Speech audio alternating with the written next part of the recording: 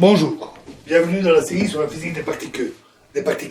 Alors avec l'expression précédente, on peut avoir le produit T, donc la moyenne dans le vide. Et pour x0 supérieur à y0, la relation est immédiate, puisque l'ordre des opérateurs n'est pas changé. 0t phi x phi y 0 est égal à 0 phi x phi y 0, c'est-à-dire moins i intégrale de 0 à l'infini de dm carré rho m carré fois g moins x moins y, g moins x moins y m carré. Et pour x0 inférieur à y0, à ce moment-là, l'ordre est inversé, c'est phi y, phi x, c'est-à-dire moins i, le même, mais avec y moins x m carré, ce que l'on peut écrire i fois, toujours de 0 à l'infini, dm carré, rho m carré, g plus x moins y m carré. On peut alors combiner les deux pour avoir le produit T en toute généralité, c'est-à-dire ce qu'on appelle la représentation de Cayley-Lehmann de la fonction de Green du champ scalaire, qui est donc 0, toujours le produit T, est égal à, ici, pour tout ordre, à 1 sur i de gs x moins y égale 1 sur i intégrale de 0 à l'infini de dm carré rho m carré gc x moins y m carré, où les gc sont les fonctions de Green des particules libres. Et en soustrayant, donc au lieu de les additionner, on soustrait les deux expressions, on obtient la moyenne dans le vide du commutateur, c'est-à-dire 0 phi x phi y, le commutateur, est égal à moins i intégrale de 0 à l'infini dm carré rho m carré de g plus g moins, c'est-à-dire directement la fonction de Green générale de x moins y m carré. Notons que nous n'avons utilisé aucune hypothèse particulière sur la forme de l'interaction, qui peut être aussi bien locale que non locale. Si l'on suppose que la fonction rho m carré diminue suffisamment vite pour effectuer une transformée de Fourier, alors dans la représentation P, la relation spectrale peut s'écrire gs de q carré est égal à intégrale de 0 à l'infini d m carré fois rho m carré g c q carré m carré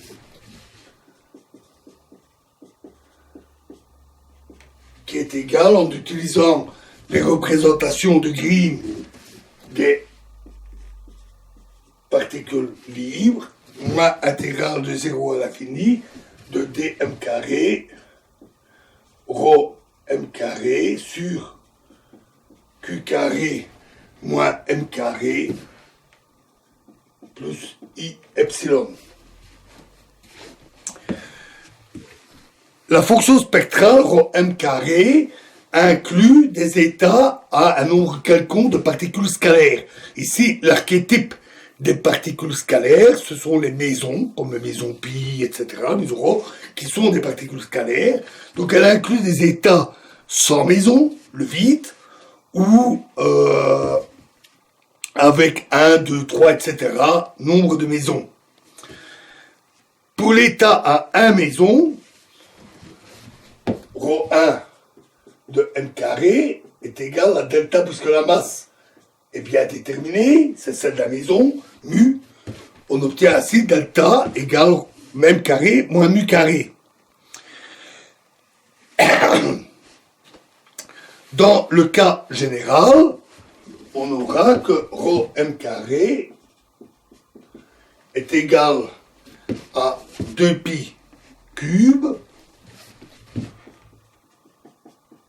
fois la somme sur alpha de 0 phi 0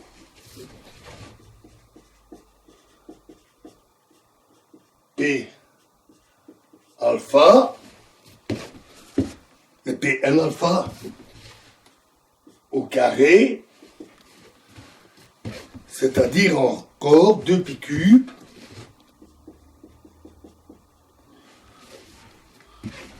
fois 0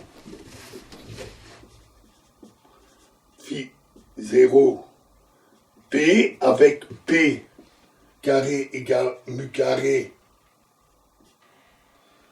égale P0 égale Q carré égale mu carré.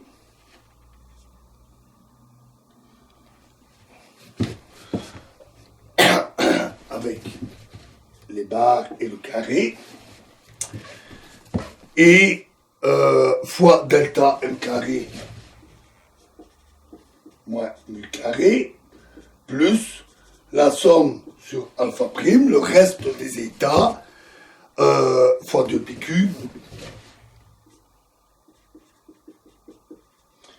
somme sur alpha prime des 0 phi 0, Pn alpha prime au carré.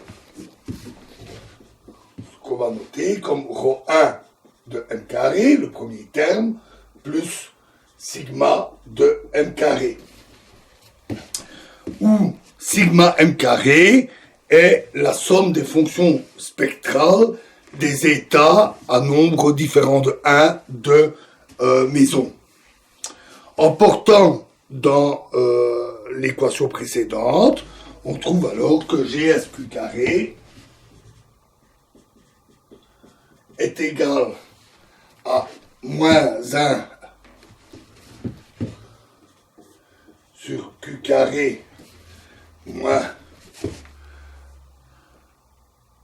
mu carré plus I epsilon plus l'intégrale de M0 carré à seuil supérieur à mu jusqu'à l'infini de dm carré fois sigma m carré sur Q carré moins M carré plus I epsilon. Ainsi, on a la représentation de la fonction de Green du maison sous la forme d'un développement par rapport aux fonctions de Green des particules libres de masse différentes. La grandeur ρm carré est sensiblement positive et donc peut être interprétée comme une densité des états de masse donnée. Cette expression montre que la fonction Gs de Q carré possède un pôle avec Q carré égale mu carré, c'est-à-dire on a un point qui correspond à un maison physique réel. Cette même expression permet de déterminer certaines conclusions sur le comportement asymptotique de la fonction avec Q carré tendant vers l'infini. Pour ça, introduisons l'intégrale suivante. J égale l'intégrale de 0 à l'infini de dm carré rho m carré. Puisque ρ est positif, J sera positif fini ou infini. Dans le cas où J est fini, l'intégrale converge, alors GSQ carré va se comporter pour Q carré très grand comme 1 sur Q carré. C'est-à-dire que pour Q carré très grand, la fonction de grid se comporte comme celle d'une maison libre.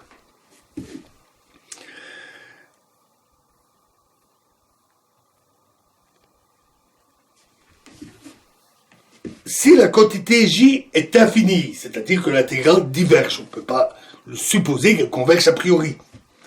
Dans ce cas, la fonction GSQ carré va être plus lente que 1 sur Q carré. C'est-à-dire, la décroissance va être plus lente. C'est-à-dire que celle de la fonction d'un maison libre. Donc, avec Q carré tendant vers l'infini, dans tous les cas, la fonction de Green GSQ carré ne diminue jamais plus vite que la fonction de Green du maison libre. Voilà pour une conclusion qu'on peut tirer de cette formulation. La généralisation au cas, donc ici c'était le cas scalaire, la généralisation au cas vectoriel est évidente. Il suffit de rajouter les indices mu, nu, etc. Dans le cas spinoriel, on a de même que G xy est égal à l'intégrale de 0 t psi de x, psi bar de y, 0. Le champ spinoriel est caractérisé par l'impulsion P mu, mais aussi par la présence des matrices gamma mu. Dans le cas, dans ce cas, on peut tirer de ces grandeurs, on peut former deux grandeurs relativistes, scalaires, et invariantes sous les transformations P, C et T. Pour le champ spinoriel, on trouve ainsi que 0 psi x psi bar y, 0, est égal à 1 sur 2 pq intégrale de dp θ p carré fois θ p0 fois W1 p carré, première fonction scalaire semblable au cas scalaire, des champs scalaires, plus gamma p, ça c'est l'autre invariant, fois W de p carré, fois E exposant moins IP x moins y. Donc, fort proche du cas scalaire. Et on peut refaire le même raisonnement, et la représentation spectrale de la fonction de Green du champ spinoriel est alors G x moins y égale l'intégrale de 0 à l'infini de dm carré W1 m carré plus I gamma mu d sur dx mu de W2 m carré fois GC x moins y m carré. Voilà donc pour les représentations spectrales. Alors nous allons continuer cette analyse axiomatique et dans la prochaine vidéo, nous attaquerons l'expression des amplitudes de processus par l'intermédiaire des commutateurs retardés des courants. Je vous remercie.